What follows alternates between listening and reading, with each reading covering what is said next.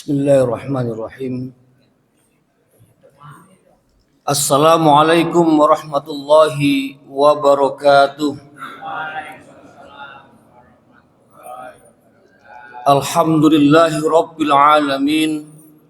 Wal aqibatu lil muttaqin. Wala udwana illa 'alal zalimin. Asyhadu an la ilaha illallah wa asyhadu anna Sayyidina Muhammadur Rasulullah. Hadirin wal hadirat jamaah Masjid Villa Inti Persada yang insya Allah senantiasa dirahmati oleh Allah Subhanahu wa Ta'ala. Wabil khusus yang saya hormati Ketua Yayasan maupun Ketua DKM dan seluruh jajarannya. Mudah-mudahan para pengurus kita senantiasa diberikan kesehatan, diberikan kekuatan di dalam memimpin, memakmurkan Masjid Villa Inti Persada ini. Amin ya rabbal alamin. Kita bersyukur kepada Allah Subhanahu wa Ta'ala diberikan umur panjang dan kesehatan sehingga pada saat ini kita bisa berjumpa kembali dengan bulan Dzulhijjah di tahun 1446. Alhamdulillah. Pertemuan dengan bulan Dzulhijjah ini merupakan kesempatan yang baik bagi kita semua untuk terus menebalkan, menambah amal ibadah kita kepada Allah Subhanahu wa Ta'ala. Sebagaimana kita tahu bahwa bulan Dzulhijjah ini termasuk di antara 4 bulan yang dimuliakan oleh Allah Subhanahu wa Ta'ala. Makanya disebut dengan bulan haram atau haram sebenarnya. Tapi haram di sini bukan berarti haram dalam artian hukum haram, bukan. Tapi maksudnya adalah bulan yang dimuliakan oleh Allah Subhanahu wa Ta'ala. Sehingga pada bulan-bulan yang dimuliakan ini amal ibadah kita insya Allah akan dilipat gandakan pahalanya oleh Allah Subhanahu wa Ta'ala. Namun perlu diketahui juga pada bulan-bulan haram ini kita juga dilarang melakukan kemaksiatan-kemaksiatan, terutama pada kemaksiatan yang berisi kezaliman terhadap orang lain. Ya sungguh pun tentu kemaksiatan itu setiap waktu dilarang, tapi di bulan haram ini lebih ditekankan lagi. Wala tazlimu fihinna anfusakum. Janganlah kau berbuat kezaliman terhadap dirimu sendiri pada bulan-bulan ini.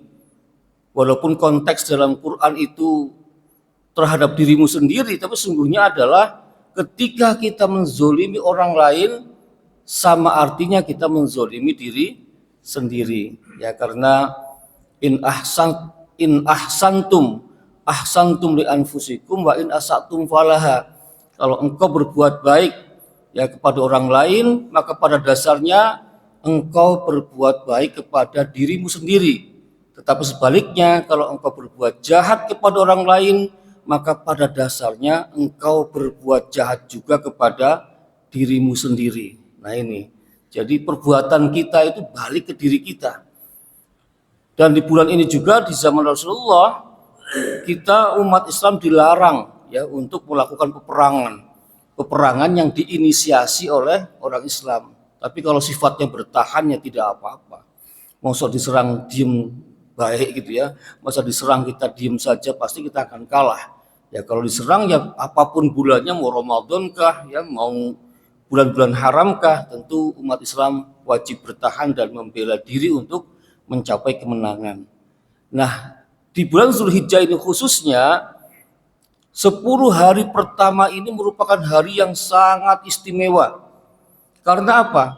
Karena amal soleh yang dilakukan pada 10 hari pertama di bulan Dzulhijjah ini sangat dicintai oleh Allah Subhanahu wa Ta'ala. Yang artinya apa?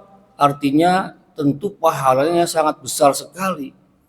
Bahkan dalam sebuah riwayat dikatakan ma min ayyamin al-amalus salihu ahabbu ilallah min hazil ayyam. Tiada suatu hari di mana amal soleh itu lebih dicintai oleh Allah Subhanahu wa taala daripada hari-hari ini, yakni ayyamul ashr. Maksudnya adalah hari-hari 10 hari pertama di bulan Zulhijjah ini. Jadi amal soleh apapun ternyata kalah keutamaannya, kalah pahalanya dibandingkan dengan pahalanya amal soleh di 10 hari pertama di bulan Zulhijjah ini. Lalu sahabat bertanya kepada Rasulullah, qalu walal jihadu fi sabilillah ya Rasulullah, apakah jihad fi sabilillah, apakah perang di jalan Allah juga kalah pahalanya dengan amal soleh yang dilakukan pada 10 hari pertama ini wahai Rasulullah? Qala, Rasul menjawab, walal jihadu fi sabilillah, ya, jihad fi sabilillah atau turun ke medan perang sekalipun pahalanya kalah dengan amal soleh yang dilakukan pada 10 hari pertama di bulan Zulhijjah ini. Subhanallah. 10 hari pertama di bulan Zulhijjah, semua amal soleh, apapun yang penting sebagai kesalehan, apakah itu sholat sunnah, apakah itu puasa sunnah, apakah itu sedekah, zakat, dan lain sebagainya, dan tentu juga penyembelihan hewan kurban itu sendiri, maka sangat disarankan betapapun pada bulan ini 10 Zulhijjahnya jatuh pada hari Jumat ya, 6 Juni. Nah, itu diharapkan penyembelihan bisa pada hari itu. Supaya apa? Supaya masuk ke dalam 10 hari pertama di bulan Zulhijjah. Ya. Saya juga sama di masjid saya berdebat. Gimana kalau Sabtu saja katanya? Ya, biar lebih santai katanya. Jadi Sabtu ya enggak apa-apa, itu pilihan. Tapi saya bacakan hadis ini, ada hadis yang begini nih. Bagaimana kalau kita mencari keutamaan ini? Maka dilihat berapa jumlah sapinya, sekian. Oke, kalau jumlah sapinya sekian, maka insya Allah bisa dilakukan pada hari. Nah, tetapi kalau kapasiti kita memang tidak memungkinkan dan dilaksanakan di hari Jumat itu kesulitan, ya sudah, tidak apa-apa. Ya di hari Sabtu, hari kedua, ya masih bisa dilakukan penyembelihan hewan kurban. Karena pada dasarnya penyembelihan ini kan bisa sampai pada hari ya yang terakhir di hari Tasyrik, ya selama masih hari Tasyrik masih boleh. Nah itu. Nah inilah Bapak dan Ibu sekalian. Nah karenanya ya mari kita tingkatkan amal ibadah kita kepada Allah Subhanahu wa taala. Ya khususnya tentu tadi ibadah-ibadah yang kita sebutkan ya, yang khusus ya bagi jemaah haji kan sudah berangkat ke tanah suci, bahkan nanti mulai tanggal 8 biasanya mereka sudah berangkat ke Arafah. Lalu mereka menunaikan ibadah haji. Bagi kita yang di tanah air, ya berkurban atau kurban merupakan ibadah yang sangat disarankan. Jadi semangat kurban ini jangan merasa bahwa saya kan sudah kurban di tahun sekian misalnya. Ya kalau ada kemampuan setiap tahun juga baik. Betul Bu? Kalau ada kemampuan setiap tahun kurban. Dan insya Allah orang-orang yang biasa kurban setiap tahun itu kalau setahun saja atau tahun ini saja nggak kurban, itu rasa-rasa ada sesuatu yang hilang gitu ya, ada yang kurang utama dan bagaimana gitu. Ya kadang-kadang malah kemudian ya bagaimana caranya lah bisa berkurban. Yang penting ya artinya masih dalam kemampuannya. Ya jangan sampai sudah dalam keadaan berbeda ekonomi lalu memaksakan diri ya pinjam sana pinjam sini hanya untuk kurban. Tentu ini juga kurang disarankan. Betapapun tetap sah. Ya kita hutang buat kurban tetap sah, tapi tidak disarankan. Yang penting-penting dulu, yang wajib-wajib dulu. Ya jangan sampai ngutang-ngutang lalu hanya untuk berkurban. Kecuali hutang yang terencana kita memang punya kemampuan untuk mencicil ya melalui pembiayaan, apakah melalui BMT, melalui koperasi, monggo saja kalau mau seperti itu. Baik Bapak dan Ibu sekalian yang dirahmati Allah Subhanahu wa taala, tentu saya juga alhamdulillah hari ini bisa silaturahmi dengan Bapak Ibu sekalian setelah sekian lama saya tidak hadir di sini. Bukan tidak diundang, ya. Ustadz Ibnu Ubaidillah itu sering me-WA saya, Ustadz bisa nggak kajian pada tanggal sekian? Tapi Masya Allah, ya memang ya maklumlah Pak sekarang sudah selebriti katanya. Selebriti. Bukan. Ya jadwalnya lumayan padat merayap sehingga ya seringkali undangan dari Villa Inti Persada tidak bisa kami penuhi. Bahkan ini pun seharusnya kemarin tanggal 31 kata Ibnu Ubaidillah. Tapi sayang juga kemarin saya masih ngisi kajian di Garut. Ya, seminggu kemarin saya roadshow dari Tasik sampai Garut, dari Senin sampai Sabtu. Ini pulang tadi malam. Ya alhamdulillah bisa hadir di Masjid Villa Inti Persada ini. Alhamdulillah bisa ketemu Ustadz Zarkasi, rekan saya sama-sama pemalangnya. Tapi jarang ketemu fisik, ketemunya teleponan mulu. Ketika di Pemalang pun sama, beliau telepon ya. Karena beliau punya tanah wakaf di daerah Radu Dongkal, berapa hektar Pak? Ustaz, 4 hektar Masya Allah ya. 4 hektar itu artinya 40.000 meter persegi. Wah itu bisa bikin lapangan terbang itu. Luar biasa. Baik Bapak Ibu sekalian, pada pagi hari ini saya akan menyampaikan sebuah topik ya tentang wakaf. Nah ini ketepatan Pak Ustadz Zakati punya tanah wakaf 4 hektar ya. Sehingga bagaimana kita punya pemahaman tentang wakaf itu sendiri. Mungkin kita sudah sering mendengar kata-kata wakaf. Dan sudah menjadi fakta banyak masjid dibangun di atas tanah wakaf. Banyak madrasah dibangun di atas tanah wakaf. Demikian juga kuburan. Ya, juga banyak yang berasal dari tanah wakaf. Tetapi kemudian sangkin ya, fenomena atau faktanya tanah-tanah wakaf itu dibangun untuk masjid, musola, madrasah, kuburan, lalu dalam mindset kita seolah-olah wakaf ya harus tanah dan kemudian ya dibangun masjid, kuburan dan sebangsanya itu. Lalu kemudian ketika dikembalikan kepada diri kita, mampukah kita berwakaf gitu kan?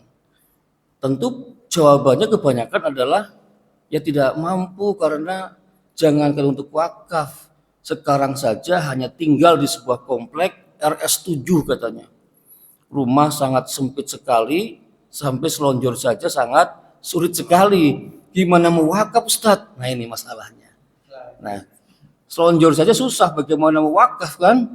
Ini padahal selama ini yang wakaf itu ya yang tanahnya luas, tidak punya keturunan, biasanya begitu. Nah maka itu kita perlu menjelaskan dari awal ya tentang dari pengertian dan seterusnya perihal wakaf ini. Kita mesti tahu apa itu wakaf. Wakaf tentu bagian daripada infak.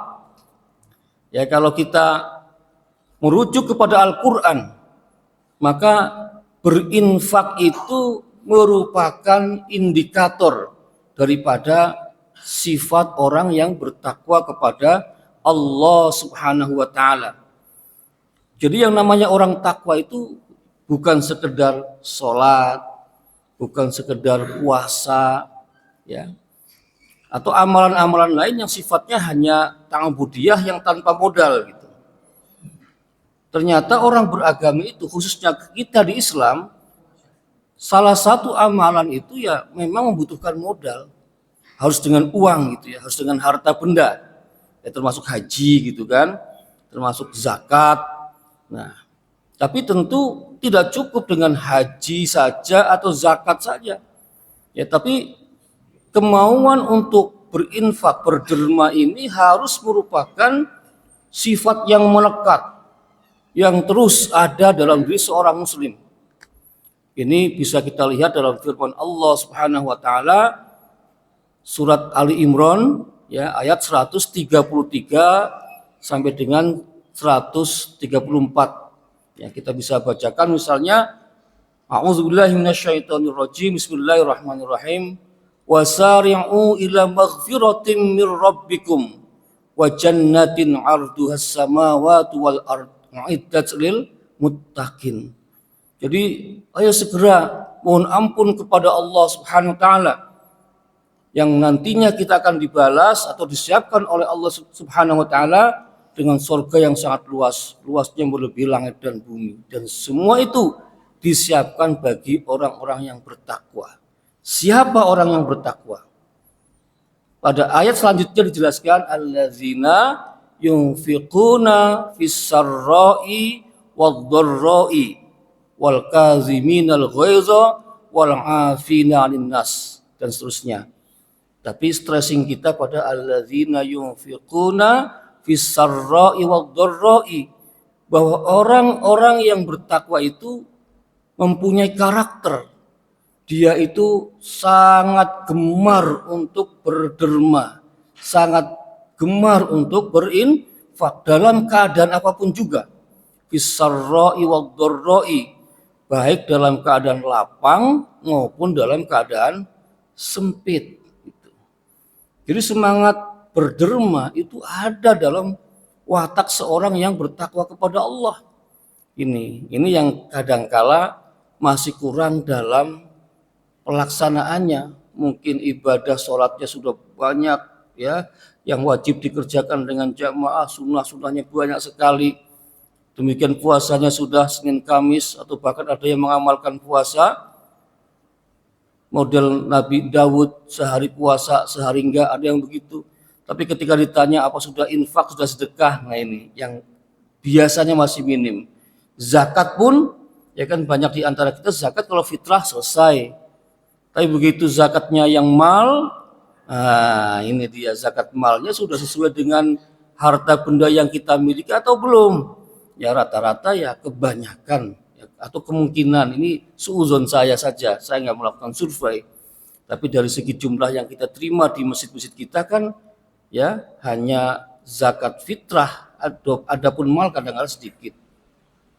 Jadi yang zakat mal pun masih kurang ya, karena banyak di antara kita bukan zakat mal tapi zakat mall gitu kan. Kalau ke mall belanjanya banyak. Belum lagi yang sedekah sunnahnya, ya itu pun masih terbatas. Kalau ke masjid ada uang 10.000, 20.000, 50.000, 100.000, ada yang nyetip 2.000. Kira-kira yang mana Bu yang dimasukkan ke dalam kotak amal? Yang 100.000 apa yang 2.000 gitu kan? Ya seringkali kita masukkan ke dalam kotak amal itu yang 2.000-nya gitu. Makanya kebanyakan uang 2.000 itu leceknya luar biasa. Kenapa? Karena dia sudah keluar masuk kotak amal. Nah, jadi sangat berjasa itu uang 2.000 gitu. Nah, yang 100.000-nya masih halus, masih baru karena nggak pernah keluar gitu. Nah ini. Nah kemudian tadi di antara semangat-semangat itu tentulah ada semangat yang juga perlu kita tumbuhkan yang namanya wakaf. Nah wakaf ini berbeda ya dengan zakat, dengan infak pada umumnya. Ya kalau zakat itu pada prinsipnya harta benda yang diterima oleh amil itu bisa langsung didistribusikan semua kepada mustahiknya. Ya hari ini diterima, besok boleh dibagikan semuanya. Demikian juga dengan zakat fitrah dan infak-infak pada umumnya. Tetapi yang namanya wakaf ini punya spesifikasi yang berbeda. Sama-sama harta benda yang diperoleh dengan jalan infak, tetapi oleh penerimanya yang disebut dengan nazir itu diperlakukan berbeda. Konsepnya seperti itu. Berbedanya bagaimana Ustadz? Berbedanya harta benda wakaf itu tidak boleh langsung didistribusikan kepada mauquf alaih. Mauquf alaih itu mustahiknya maksudnya. Ya, orang-orang yang berhak menerima manfaat dari harta benda wakaf itu. Nggak bisa kemudian ada orang wakaf kebun, ya lalu kebunnya dibagi-bagi. Ini buat berapa orang nih jamaah masjid Villa Inti Persada yang belum punya rumah berapa orang? 10 orang, 1 hektar bagi 10. Nggak boleh begitu. Tetapi bagaimana? Tetapi harus dikelola terlebih dahulu. Ini kalau arahnya produktif ya, kan wakaf itu bisa arahnya langsung dipakai bangun masjid, bangun madrasah, buat kuburan itu langsung digunakan, ya kan. Tapi kalau kemudian diarahkan kepada yang produktif, maka dia dikembangkan dulu, dikelola dulu. Kebunnya Pak Ustadz Zarkasi tadi itu tanamin dulu dengan tanaman-tanaman yang bernilai tinggi, yang mahal, sehingga ketika panen itu menghasilkan keuntungan yang besar, dan keuntungan inilah ya yang kemudian diberikan kepada pihak-pihak yang dituju oleh wakaf itu sendiri. Ini gambarannya. Jadi harta benda wakaf itu harus dipelihara oleh nazir, dipertahankan sampai kapan? Sampai yaumul qiyamah, sampai hari kiamat, gak boleh hilang. Makanya wakaf itu sebuah simbol keabadian. Harta benda kita abadi. Ini tentu kalau nazirnya amanah, ya enggak. Tapi kalaulah ada nazir yang enggak amanah, ini kan kasus, ya jangan kemudian dipukul rata.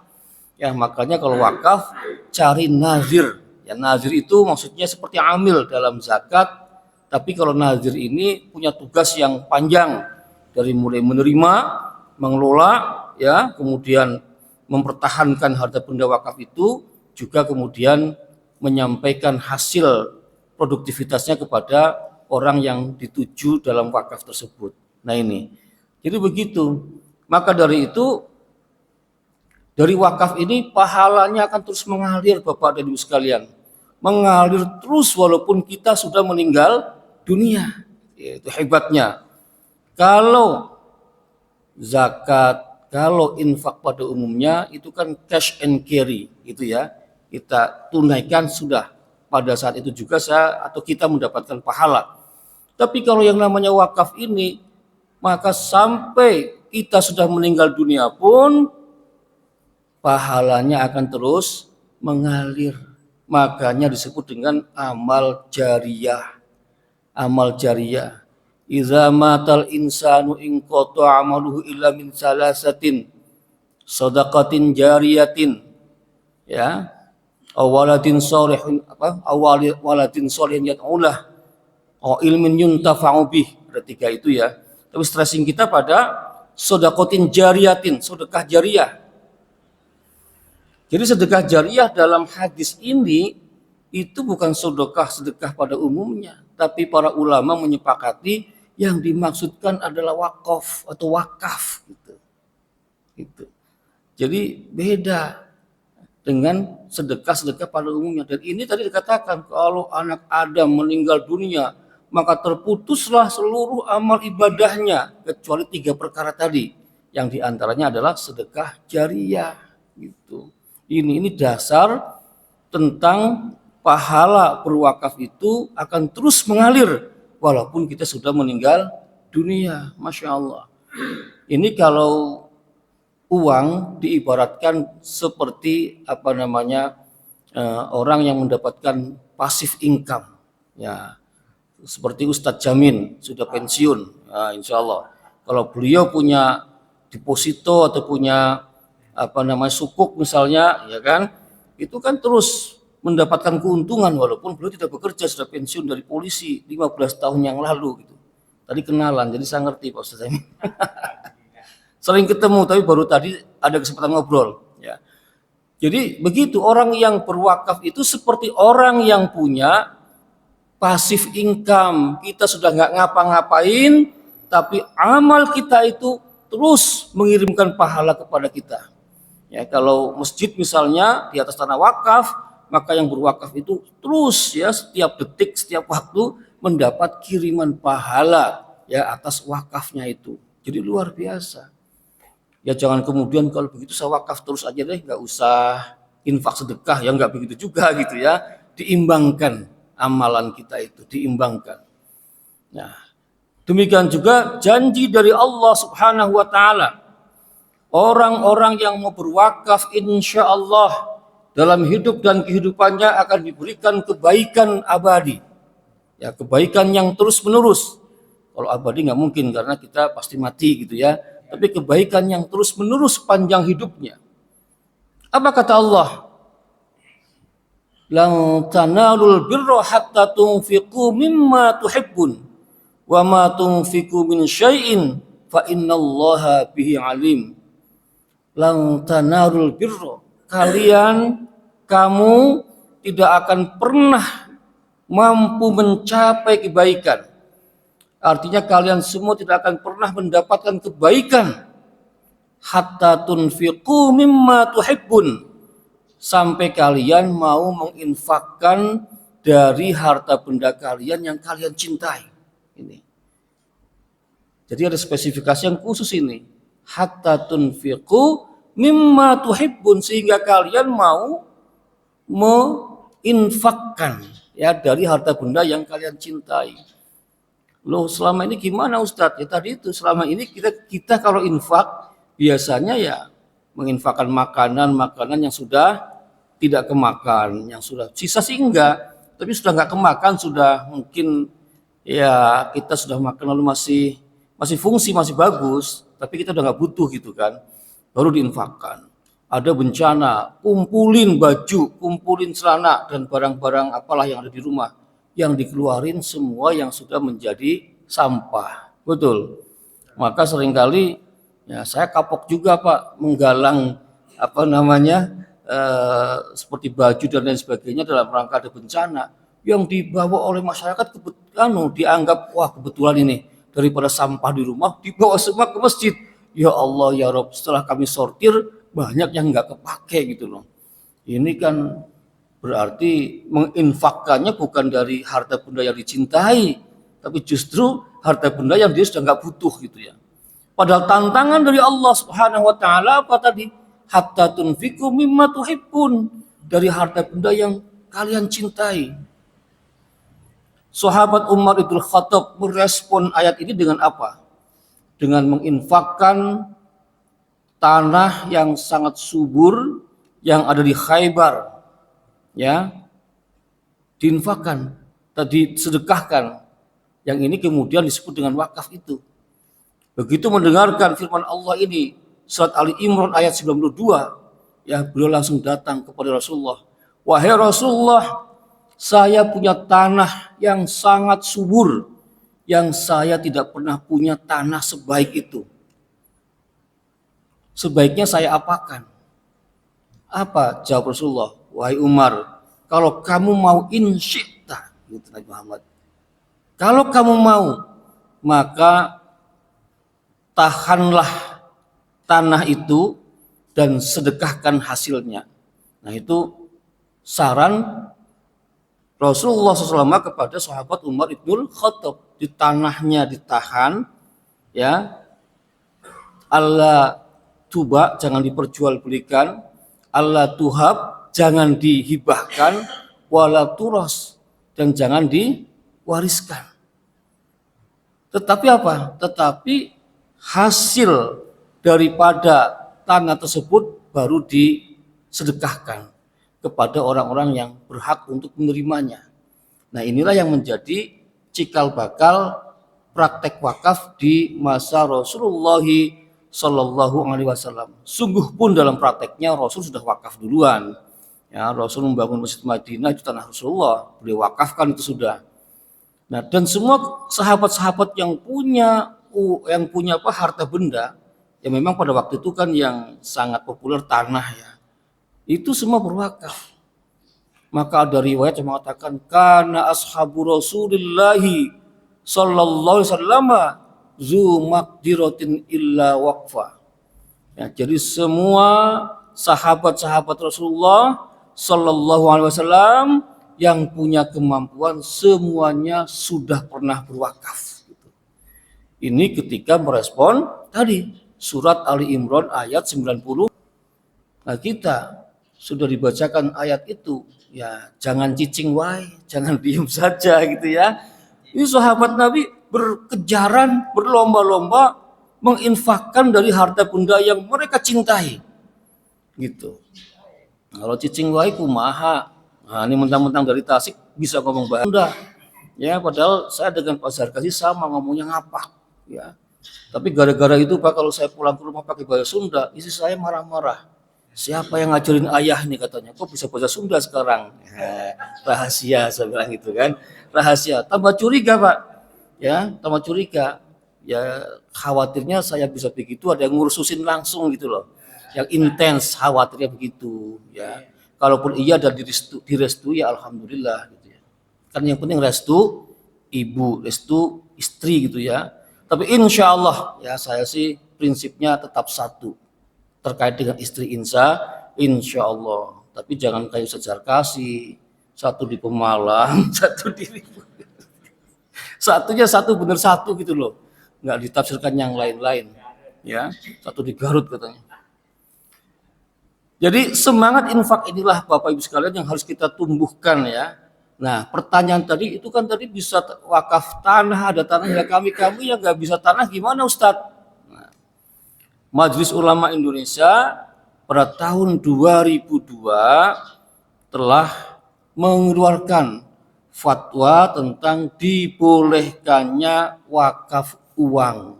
Nah ini sebuah kelonggaran untuk kita bisa berwakaf dengan uang. Sehingga yang wakaf itu bukan hanya orang-orang yang punya tanah luas itu saja, atau orang-orang yang nggak punya keturunan lalu tanah diwakafkan. Kita semua berpeluang bisa melakukan wakaf uang. Yang tua insya Allah bisa, yang muda juga bisa, apalagi yang masih produktif bisa banget gitu. Kenapa demikian? Karena wakaf uang ini jumlahnya tidak dibatasi. Ya, jadi sebagaimana infak sedekah yang kita lakukan cuma akadnya wakaf itu. Nah, untuk itu menyampaikan wakaf uang ini tidak di sebarang tempat, ya hanya kepada nazir-nazir yang memang sudah mendapat izin sebagai penerima wakaf uang. Gitu. Kalau wakaf tanah biasanya nazirnya bebas, ya yang penting dia adalah orang yang kita percaya gitu ya. Walaupun zaman sekarang ya saya mengajak pada Bapak Ibu semuanya, kalau milih nazir mesti nazir yang profesional. Ya nazir yang kalau sekarang nazir profesional itu ditandai apa? Ditandai sudah punya sertifikat kompetensi nazir. Tanya dulu, Ustadz sudah punya surat sertifikat kompetensi belum? Oh belum. Kalau gitu Ustadz ikut dulu kompetensi nazir. Nanti saya mau wakaf ke Ustadz sebagai nazirnya. Gitu Bu. Ya jangan kayak zaman bahla ya, kalau wakaf itu ke siapapun nggak ngelihat orangnya, yang penting kita seolah kita percaya, diberikan ke yang bersangkutan nggak bisa ngapa-ngapain, nggak bisa mengelola harta benda wakafnya, nggak bisa mengembangkannya, maka wakaf kita menjadi mubazir. Kenapa kita mendapatkan aliran pahala yang terus-menerus?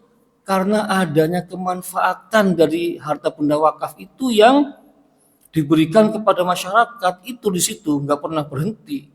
Masjid ini, walaupun saya tahu nih masjid ini kemungkinan dari tanah komplek, bukan tanah wakaf ya Ustaz kasih ya. Bukan, ini nanti kita akan upayakan supaya ya tanah-tanah komplek itu bisa seperti tanah wakaf. Harapan kami begitu.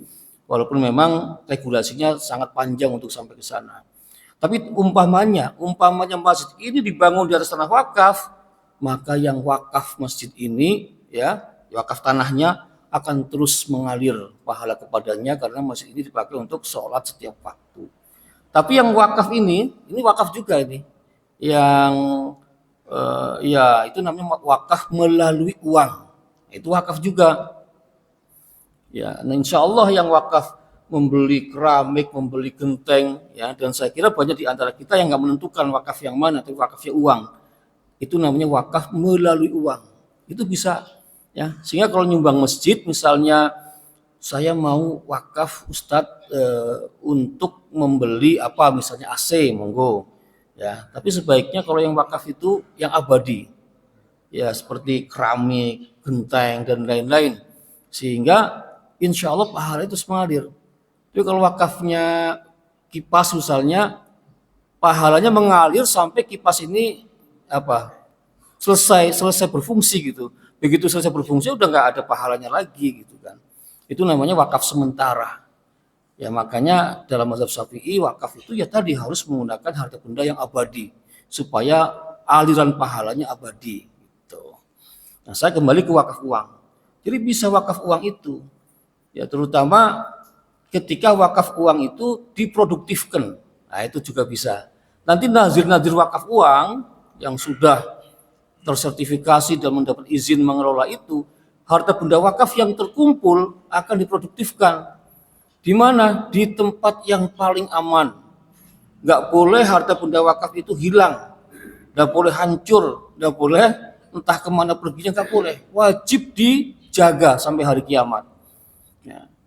Sampai hari kiamat maksudnya kalau nazir ini sudah nggak ada ya tentu bersambung terus nazirnya. Maka nazir yang paling bagus itu adalah nazir badan hukum. Jadi seperti yayasan itu bagus dibandingkan dengan nazir individu. Kalau nazir individu tidak ada yang ngontrol. Tapi kalau nazir yayasan, ya insya Allah kan banyak orang di situ, ya satu dengan yang lain saling mengontrol. Dan orang yang meninggal dunia pun karena nazirnya bukan orang, otomatis ada penerusnya, penerus yayasannya ini, gitu. Itu kalau nazir yayasan. Baik. Uang yang terkumpul pada nazir-nazir itu kemudian diinvestasikan. Hari ini yang paling aman di instrumen namanya sukuk. Ya, sukuk.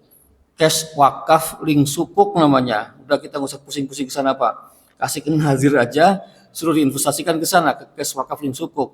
Nanti di situ mendapatkan return, semacam bagi hasil 6,5% per tahun dari negara, dari pemerintah. Nah, 6,5% inilah yang bisa dimanfaatkan untuk tujuan dari wakaf itu, gitu. Diumpama nih, masjid atau jamaah masjid Villa Inti Persada mengumpulkan dana wakaf uang, terkumpul 1 miliar rupiah, insya Allah, yang kemudian diwakafkan kepada nazir. Nazirnya kalau saya sarankan nazir negara yang namanya Badan Wakaf Indonesia. Insya Allah ini lebih terjamin. Ya karena ini lembaga negara. Nah, nanti oleh Badan Wakaf Indonesia atau yang disingkat BWI, uang tersebut akan dikelola. Nah, kita sebagai jamaah boleh menentukan mauquf alaih atau penerima manfaatnya. Ustaz atau BWI, penerima manfaat dari wakaf ini adalah Masjid Villa Inti Persada. Bisa begitu. Jadi walaupun uang ini masuk ke Badan Wakaf Indonesia, 6,5% itu per tahun atau mungkin bisa tiap bulan kalau jumlah signifikan kembalinya ke Masjid Villa Inti Persada gitu. BWI cuma ngelola doang. Itu kalau ke BWI. Tapi kalau ke nazir lainnya sudah barang tentu kemanfaatannya diambil mereka. Kalau kami di tepatan saya di BWI, Badan Wakaf Indonesia, itu membantu mengelola dengan cara aman dan dengan jaminan negara gitu. Tidak dengan jaminan yang ecek-ecek, negara yang jamin. Insya Allah selama negara nggak bangkrut ya aman lah. Ya, kalau negara bangkrut ya namanya negara bangkrut kan kita hancur semua, termasuk uangnya juga hancur. Insya Allah negara kita nggak akan bangkrut, nggak akan hancur. Insya Allah. Begitu. Jadi uang yang kita titipkan di Badan Wakaf Indonesia itu 1 miliar itu manfaatnya kembali ke Masjid Villa Inti Persada. Dan ini 1 miliar akan dipertahankan sampai terus yaumul qiyamah gitu. Tahun ini dapat 1 miliar, alhamdulillah. Tahun berikutnya dapat 1 M lagi kan bertambah 2 miliar. Sehingga yang kembali ke sini bukan hanya 65 juta, sudah 2 kali lipat terus gitu. Semakin bertambah uang wakafnya, maka hasil atau manfaatnya itu akan semakin besar dan lebih tahan lama gitu loh. Dibandingkan dengan infak pada umumnya, Bapak Ibu infak 100 juta kepada lembaga tertentu, ya sudah selesai gitu. Uangnya entah kemana, mungkin ya pasti untuk kebaikan ya, tapi kan selesai itu. Tapi kalau yang wakaf ini, uangnya ada dan bisa dipantau. Oh saya ragu Ustadz, takutnya uangnya hilang. Bapak Ibu boleh wakaf dengan yang namanya wakaf temporer, wakaf muakkad. Wakaf hanya dalam jangka waktu tertentu, gitu. Oh, uang 1 miliar tadi saya nggak wakafkan selama-lamanya, hanya diwakafkan 2 tahun. Bisa. Nanti setelah 2 tahun kembali lagi ke Masjid Villa Inti Persada. Tetapi manfaatnya selama 2 tahun itu juga kembali kepada Masjid Villa Inti Persada. Masya Allah, enak sekali itu. Gitu. Jadi masjidnya bisa mandiri. Tidak lagi perlu ada kotak amal, ya, nggak perlu lagi ya warganya atau pengurusnya mendatangi warga minta sumbangan, nggak perlu lagi. Itu karena kita sudah mempunyai wakaf produktif dalam bentuk wakaf uang tadi, gitu. Nah, inilah gambarannya. Nah, kemana kita berwakaf uang?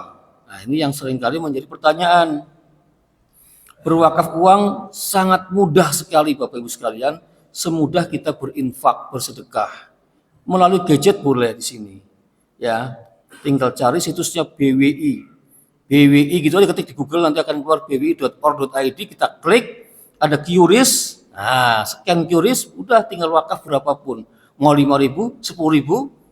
Ini kalau yang langsung ke BWI ya, yang tidak diorganize oleh Villa Inti Persada. Kalau yang seperti itu manfaatnya sudah barang tentu nanti untuk kemaslahatan umum. Yang melalui QRIS, yang melalui gadget gitu ya. Atau kalau Bapak Ibu mau lebih besar lagi, lebih ada mendapatkan tanda bukti wakafnya, datanglah ke bank syariah ya. Insya Allah sebagian besar bank syariah kita sudah bisa menerima wakaf uang. Memang sebenarnya hanya bank syariah penerima wakaf uang. Hanya itu yang bisa menerima. Tapi rata-rata sudah bisa menerima semua. Ketika datang ke ke bank syariah, mau wakaf, bilang saya wakaf, minta tolong nazirnya BWI gitu. Karena di bank syariah itu nazirnya banyak, daftar nazir banyak sekali. Nah, tapi kita minta nazirnya BWI gitu Bu. Nanti dikasihkan uangnya, kalau di atas 1 juta kita akan diberikan yang namanya sertifikat wakaf uang. Tandanya kita sudah punya wakaf, sama seperti kita punya ikrar wakaf ketika wakaf tanah begitu. Jadi inilah peluang buat kita semua ya, supaya harta benda yang kita miliki ini memiliki manfaat yang maksimal. Ya, manfaat maksimal itu manfaat yang memberikan kebaikan dunia akhirat. Dunianya dapat, akhiratnya dapat. Orang seringkali mengatakan harta benda itu nggak bisa dibawa mati. Jadi orang mati itu nggak bawa apa-apa. Itu salah. Salah. Bisa. Kita mengumpulkan harta benda yang banyak ini bisa dibawa mati. Caranya diwakafkan. Nah gitu. Caranya diwakafkan. Kalau caranya dipendem langsung ya itu mubazir dan dosa itu. Ya, cara diwakafkan ada posnya sendiri, ada mekanismenya, diwakafkan sehingga kita akan ketemu sama harta benda kita itu. Nah, inilah yang kemudian banyak orang, oh begitu saja. Iya, saya bilang, jangan merasa uang yang ditinggal itu lalu mubazir dan hanya dibagikan semuanya ke ahli waris. Yang kemudian berapapun kalau harta benda dibagikannya pasti habis. Tapi ya hendaknya ya kalau ahli warisnya sudah mandiri, sudah mapan semua, ya mungkin ada sebagian dari peninggalan ini yang kita wasiatkan untuk diwakafkan. Biar kita ketemu nanti di sorga insya Allah. Demikianlah Bapak dan Ibu sekalian ya sedikit kajian tentang wakaf. Yang kenapa saya sampaikan sekarang? Karena tadi ini adalah 10 hari pertama di bulan Dzulhijjah. Amal soleh kita ahabbu ilallah, sangat dicintai oleh Allah Subhanahu wa taala. Bahkan tadi dibandingkan dengan jihad sekalipun, ya kecuali jihad yang kita sampai mati. Jihad yang kita datang ke Palestina melawan musuh, ditembak orang Israel mati. Nah, itu bisa mengalahkan pahala di 10 hari pertama ini. Dan untuk itu kesempatan ini mari ya kita lakukan semua amal soleh yang kita mampu, khususnya juga menambah amal soleh yang menggunakan harta benda, khususnya infak, sedekah, dan wakaf. Mudah-mudahan Allah memudahkan kita semua dalam mendapatkan rezeki dan kemudian kita gunakan yang sebaik-baiknya untuk amal soleh kita, persiapan di hari akhir kita, dan kita mendapatkan kebahagiaan. Allahumma amin amin ya rabbal alamin. Mudah-mudahan istiqamah dalam ibadah. Billahi taufiq hidayah. Wallahul muwaffiq ila aqwamit thoriq. Wassalamualaikum warahmatullahi wabarakatuh. Kalau ada pertanyaan boleh. Amin. Sallallahu alaihi wasallam.